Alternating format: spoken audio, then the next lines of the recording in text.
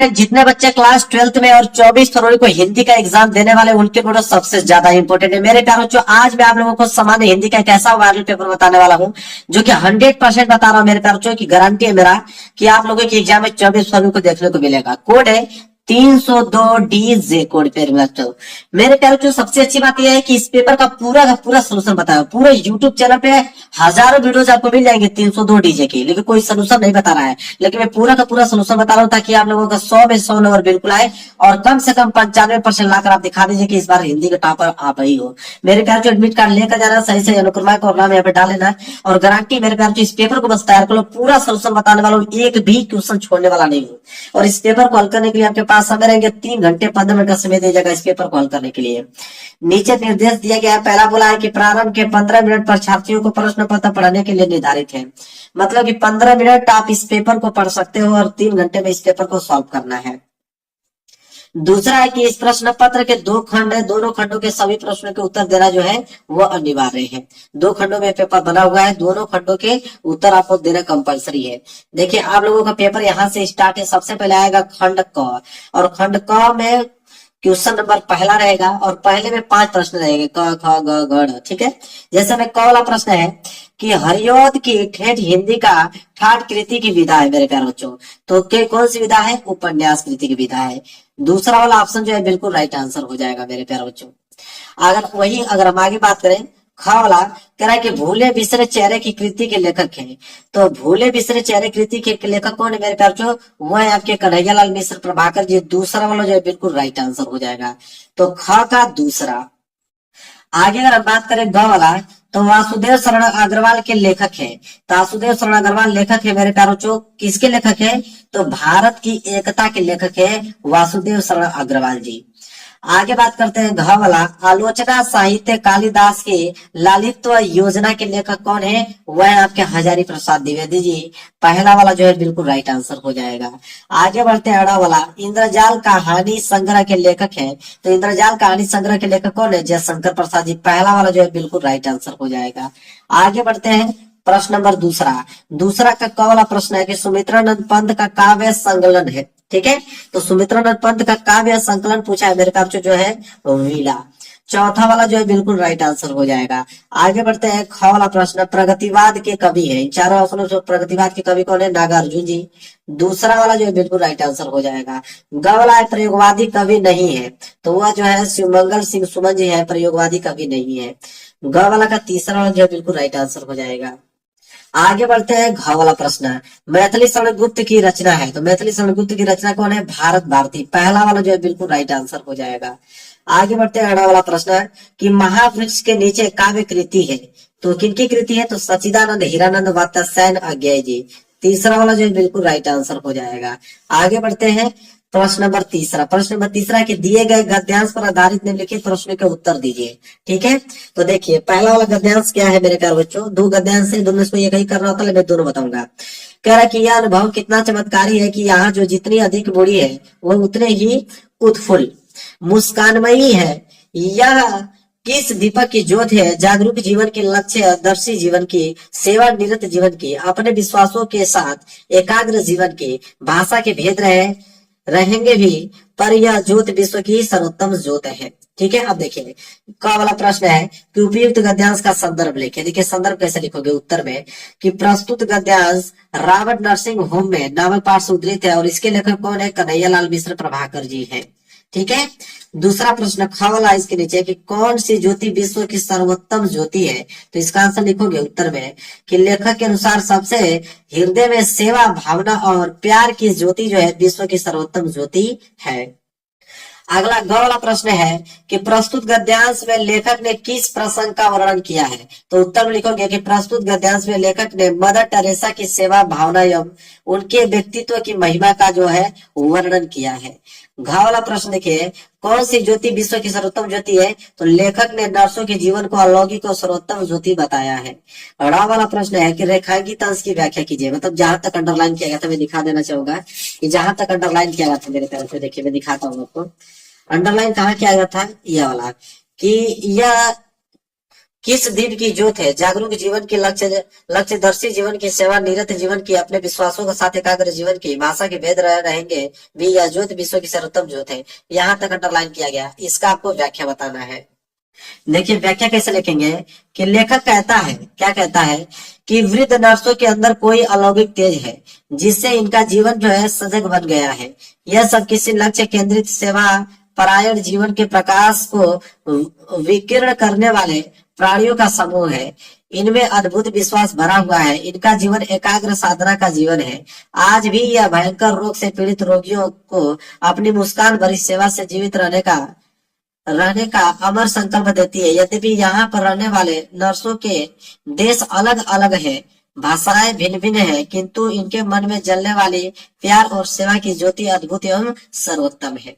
ठीक है, पूरा का पूरा आंसर बता दिया। अगर ये नहीं करना चाहते हो तो अथवा करके दूसरा गद्यांश दिया है कि भाषा एवं संस्कृति का एक अटूट अंग है।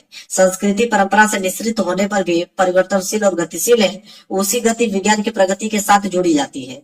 वैज्ञानिक आविष्कारों के प्रभाव के कारण उद्भूत नई सांस्कृतिक हलचलों को शाब्दिक संस्कृति पर रूप से देने के लिए भाषा के परंपरागत प्रयोग पर्याप्त नहीं है। इसके लिए नए प्रयोगों की, नई भाव योजनाओं को व्यक्त करने के लिए नए शब्दों की खोज की महती आवश्यकता है। देखिए इसके नीचे प्रश्न है, क वाला है कि पाठ का शीर्षक एवं लेखक का नाम लिखिए। तो इसका उत्तर लिखोगे कि प्रस्तुत गद्यांश प्रोफेसर जी सुंदर रेड्डी द्वारा लिखित भाषा और आधुनिकता नामक निबंध से जो है उद्धृत है। दूसरा ख वाला प्रश्न, रेखांकित अंश की व्याख्या कीजिए। जहां तक अंडरलाइन किया गया तो उसका व्याख्या बताना है। लिखोगे कि लेखक का कहना है कि भाषा संस्कृति का अभिन्न अंग है, क्योंकि संस्कृति के अभिव्यक्ति का माध्यम भाषा ही है। संस्कृति की रचना और विकास परंपराओं द्वारा होता है। परंपराएं क्योंकि परिवर्तनशील होती है, इसलिए संस्कृति भी एक जैसी नहीं रहती, वह भी परंपराओं की तरह बदलती रहती है। इस रूप में हम कह सकते हैं कि संस्कृति गतिशील होती है। यह हो गया रेखांकित अंश की व्याख्या। ग वाला है कि नए शब्दों की खोज क्यों आवश्यक है। लिखोगे कि भाव योजनाओं को व्यक्त करने के लिए नए शब्दों की खोज की आवश्यकता होती है। घ वाला प्रश्न देखिए क्या है, संस्कृति का एक अटूट अंग क्या है। तो उत्तर लिखोगे कि भाषा एवं संस्कृति का एक अटूट अंग है।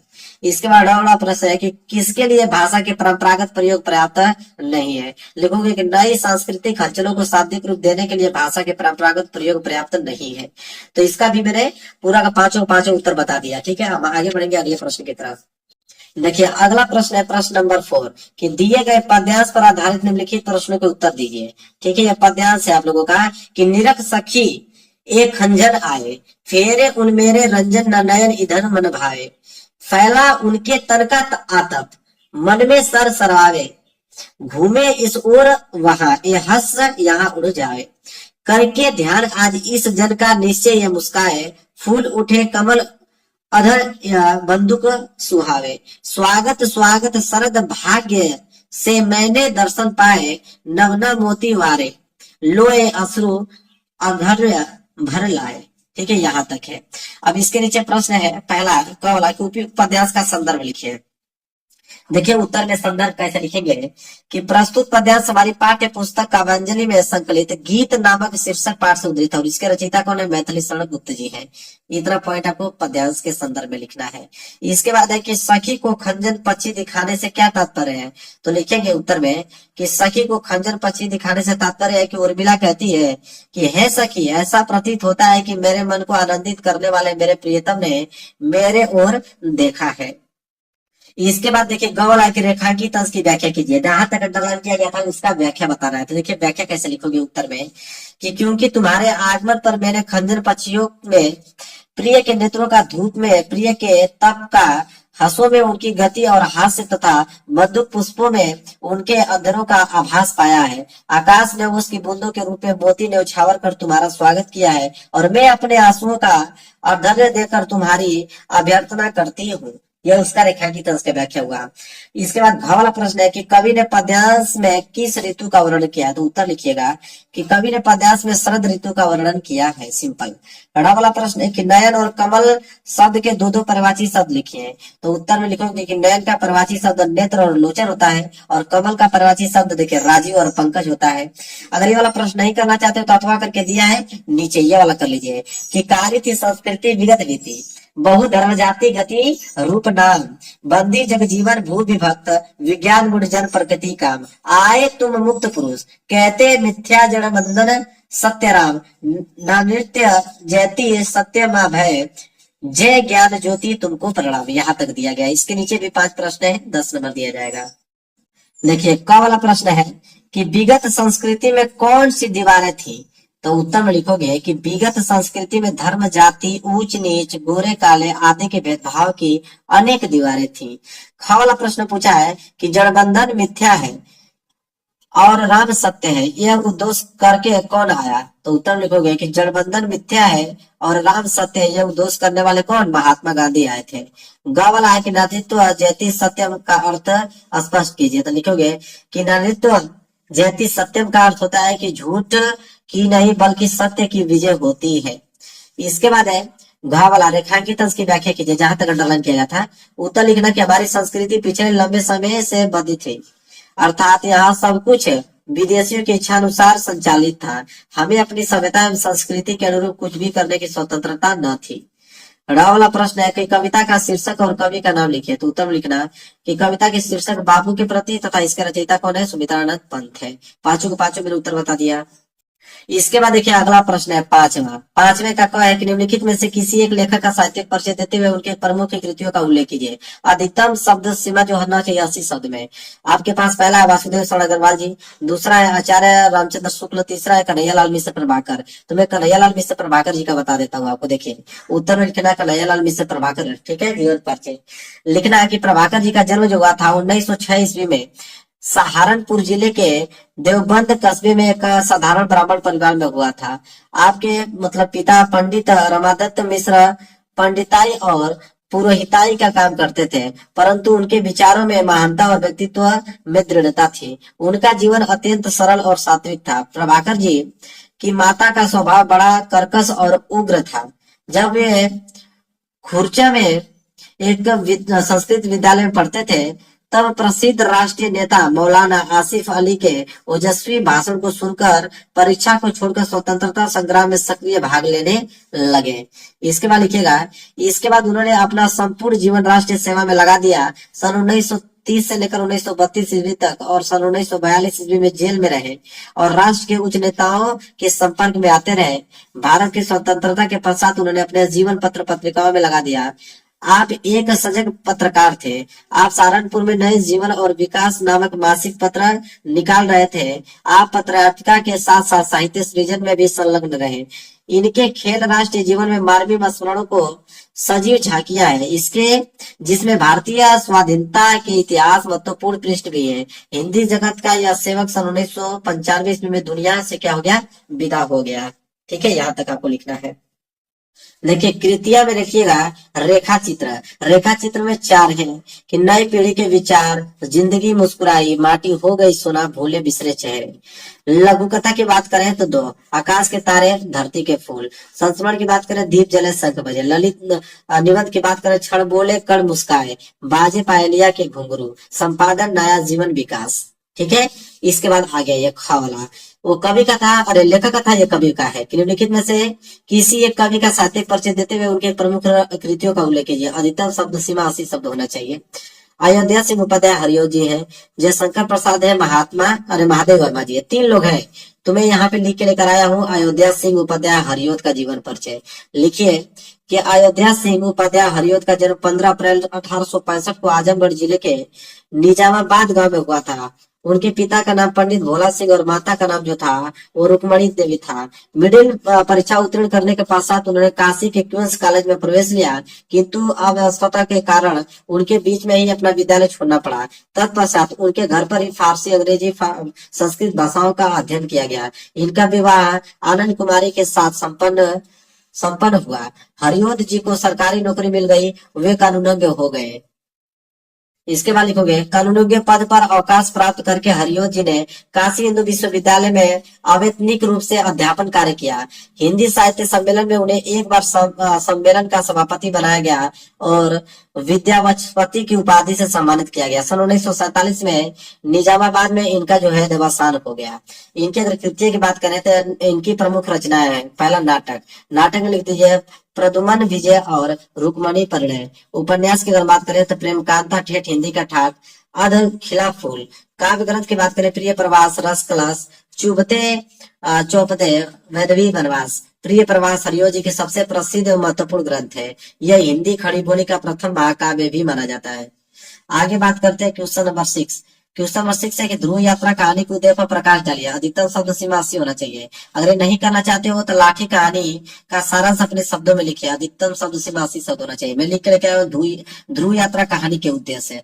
तो उत्तर में लिखिए ध्रुव यात्रा कहानी के उद्देश्य। लिखेंगे कैसे कि ध्रुव यात्रा जनेंद्र कुमार कृत मनोविज्ञान की कथा है, जिसमें वैज्ञानिक रिपुदमन, उनकी प्रेयसी उर्मिला तथा चिकित्सक मारुति मुख्य भूमिका में है। कहानी का आरंभ भी नायक के ध्रुव यात्रा से लौटने तथा कहानी का अंत ध्रुव यात्रा पर गए नायक की आत्महत्या के साथ होता है। अतः कथा का शीर्षक है सार्थक कहानी का कथानक प्रेम के नए आयामों को प्रकाशित करता। रिपुदमन उर्मिला तथा मारुति के मध्य घूमता रहता।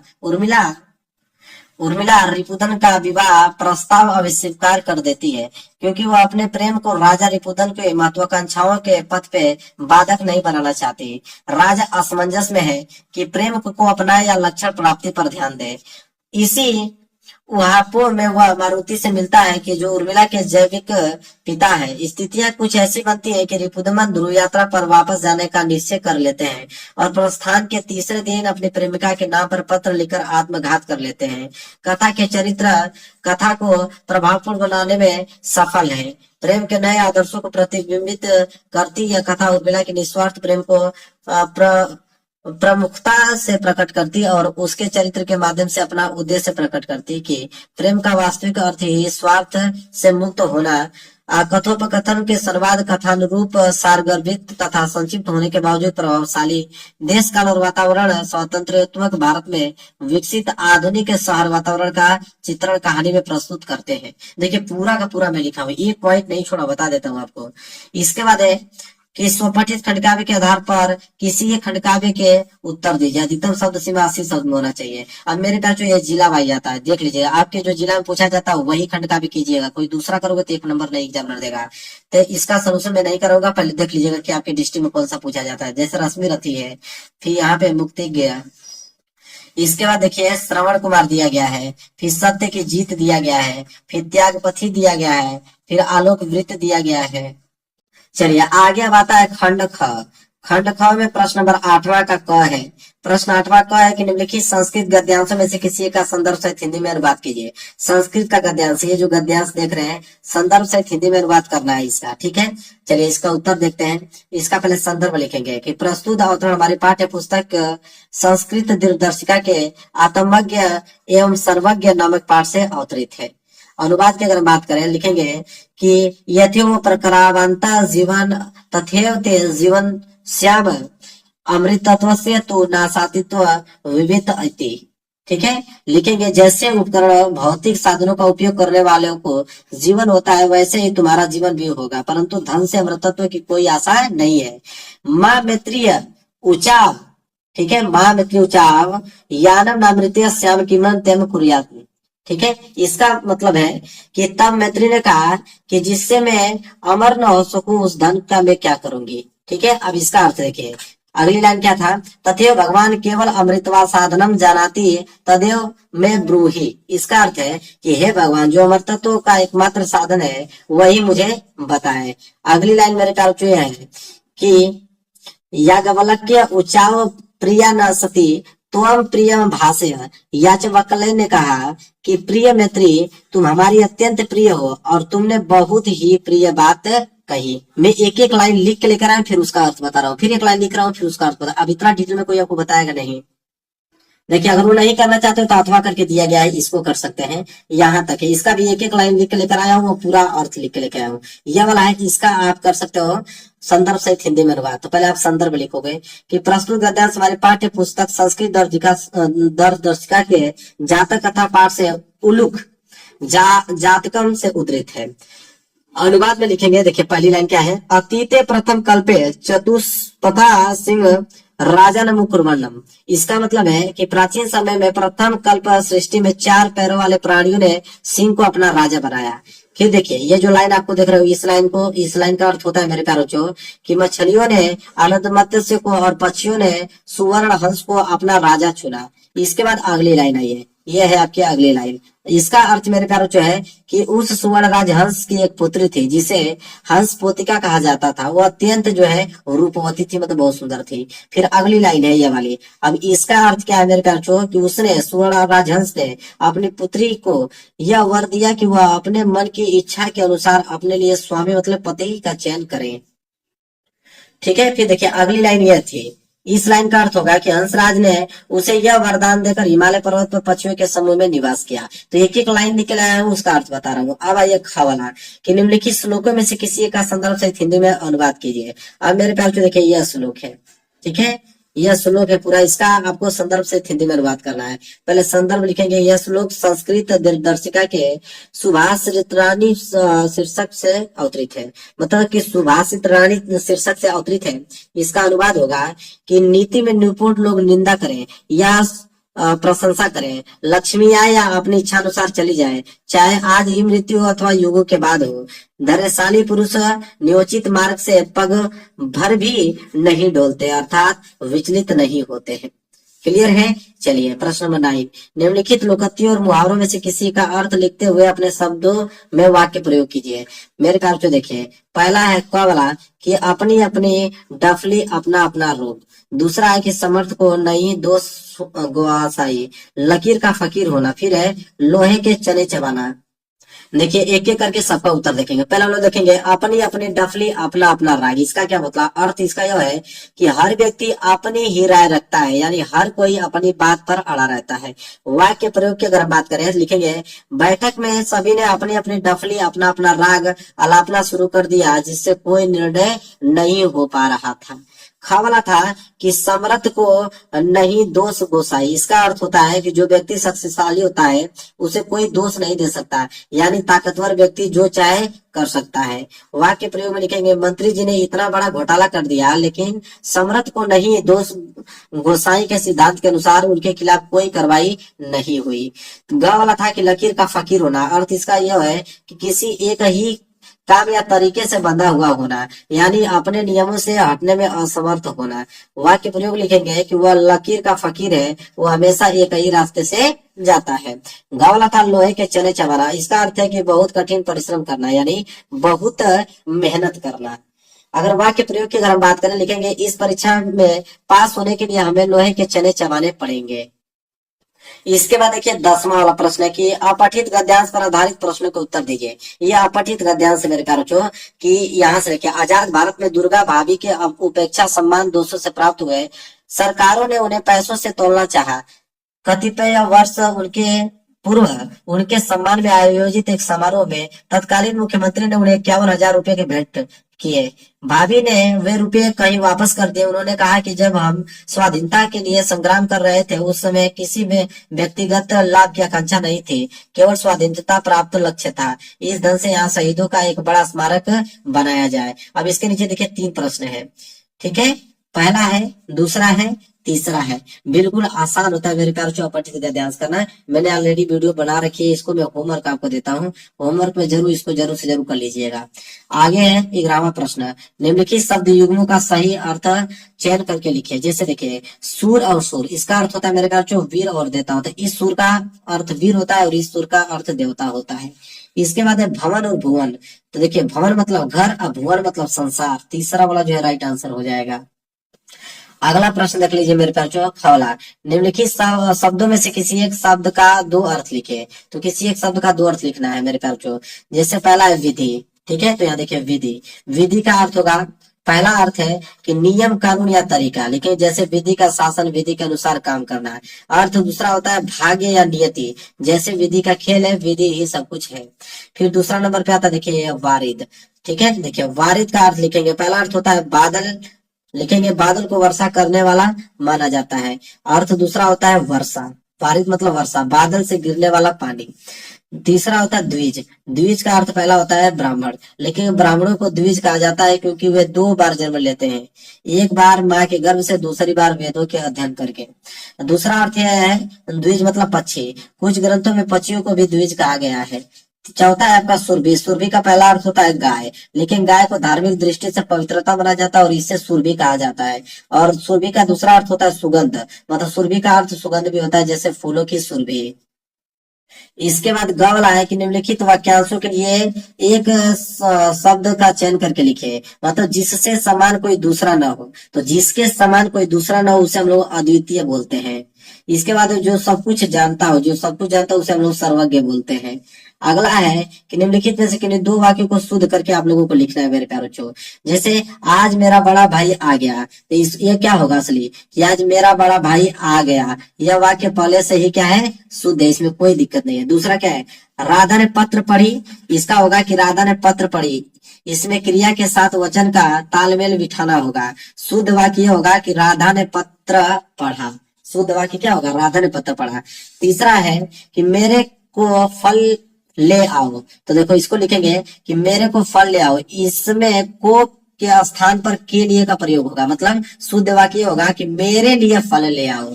चौथा क्या है, उपयुक्त कथन सही है, तो देखिए इसका आंसर लिखेंगे कि उपरोक्त कथन सही है, यह वाक्य भी पहले से ही क्या है, शुद्ध है, इसमें कोई चेंज करने की जरूरत नहीं थी। 12वां प्रश्न है कि श्रृंगार रस अथवा शांत रस का लक्षण और उदाहरण लिखिए। तो देखिए पहले हेडिंग डालेंगे शांत रस, लक्षण लिखेंगे कि शांत रस में वैराग्य, संसार के मोह माया से निर्वेद और ज्ञान की प्रज्ञान की प्राप्ति का वर्णन होता है। इसमें ऊपर उठकर शांति की प्राप्ति का भाव होता है। उदाहरण पे जैसे मनरे तन कागज का पुतला लागे, बुद्ध बिनसी जाय छिन में गर्व करे क्या इतना। ठीक है, खवला है कि अनुप्रास अलंकार तथा रूपक अलंकार का लक्षण उदाहरण लिखिए। तो यहाँ पे अनुप्रास अलंकार है, अनुप्रास अलंकार लक्षण है कि अनुप्रास अलंकार में एक ही वर्ण या वर्ण समूह बार बार आना होता है। उदाहरण में जैसे बन बन झन झन ध्वनि सुन मधुर मनमोहन। तीसरा है कि दोहा छंद और चौपाई छंद के लक्षण उदाहरण लिखिए। तो यहाँ पे चौपाई छंद डाल लीजिए, लिखेंगे लक्षण इसका कि चौपाई में 4 चरण होते हैं, प्रत्येक चरण में 16-16 मात्राएं होती है। उदाहरण के तौर पे रामचरितमानस या कहानी सुनो भाई सब साधुजन, काल न काल करो निंदा, सब जग में राम ही राजा। ठीक है, यह चौपाई छंद का उदाहरण है। इसके बाद है 13वां कि अपने गली मोहल्ले की नलियों की समुचित सफाई कि तो नगर निगम को स्वास्थ्य अधिकारी को पत्र लिखिए।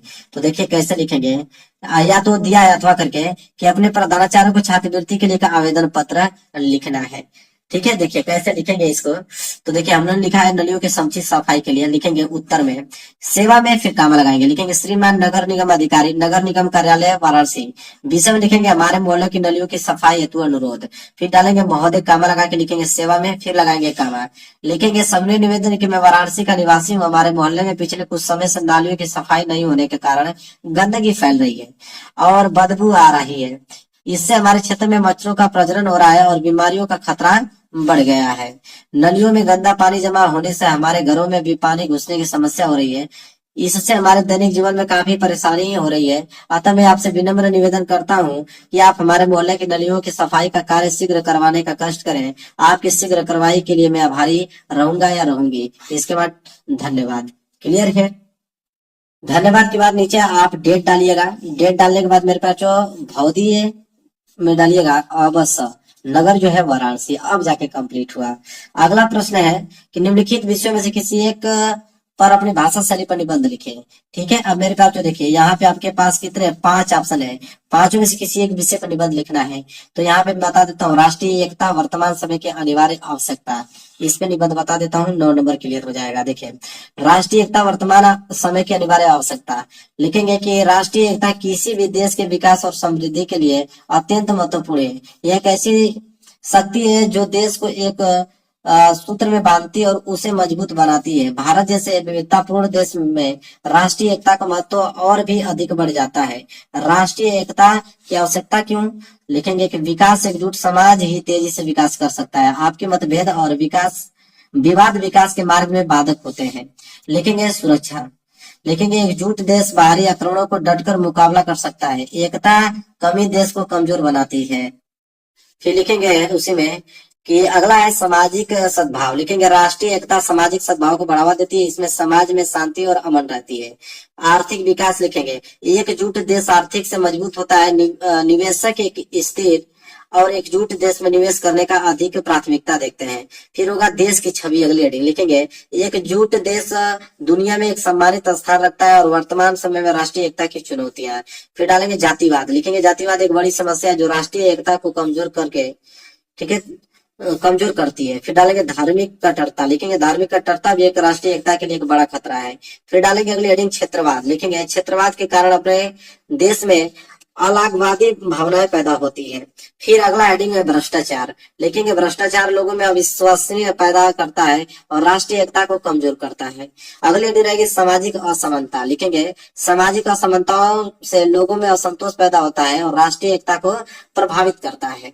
अगली हेडिंग रहेगी राष्ट्रीय एकता को मजबूत करने के उपाय, जिसमें है आपका शिक्षा, लिखेंगे शिक्षा के माध्यम से लोगों में राष्ट्रीय एकता की भावना पैदा की जा सकती है। फिर अगली हेडिंग रहेगी सांस्कृतिक कार्यक्रम, लिखेंगे सांस्कृतिक कार्यक्रमों के माध्यम से विभिन्न समुदायों के लोगों को एक साथ लाया जा सकता है। फिर लिखेंगे संचार माध्यम, अगली हेडिंग कि संचार माध्यमों का उपयोग राष्ट्रीय एकता को बढ़ावा देने के लिए किया जाता है। फिर अगली हेडिंग रहेगी राजनीतिक इच्छा शक्ति, लिखेंगे कि राजनेताओं को राष्ट्रीय के लिए कदम उठाने चाहिए एकता को मजबूत करने के लिए। फिर डालेंगे समाज सेवा, समाज सेवा के माध्यम से लोग एक दूसरे के करीब आते हैं और राष्ट्रीय एकता की भावना पैदा होती है। फिर लास्ट रहेगा निष्कर्ष, लिखेंगे राष्ट्रीय एकता एक ऐसी मूल्यवान संपत्ति है जिसे हमें हर हाल में बचाकर रखना चाहिए। अपने देश की विविधता को अपनी ताकत बनाना चाहिए। हमें सभी धर्मों, जातियों और क्षेत्रों के लोगों को एक साथ लाने के लिए प्रयास करना चाहिए। अब मेरे प्यारे जो पूरा का पूरा इस पेपर का सलूशन बता दिया, 302 डीजे मेरे प्यारे जो 95% लाने के लिए हो जाइए तैयार। इस पेपर को कर लीजिए बिल्कुल तैयार, सारे क्वेश्चन आपको याद होने चाहिए। वीडियो को लाइक कर देना, चैनल पर नए हो तो चैनल को जरूर सब्सक्राइब कर लेना। मिलेंगे एक प्यारे से नेक्स्ट वीडियो में, तब तक के लिए धन्यवाद।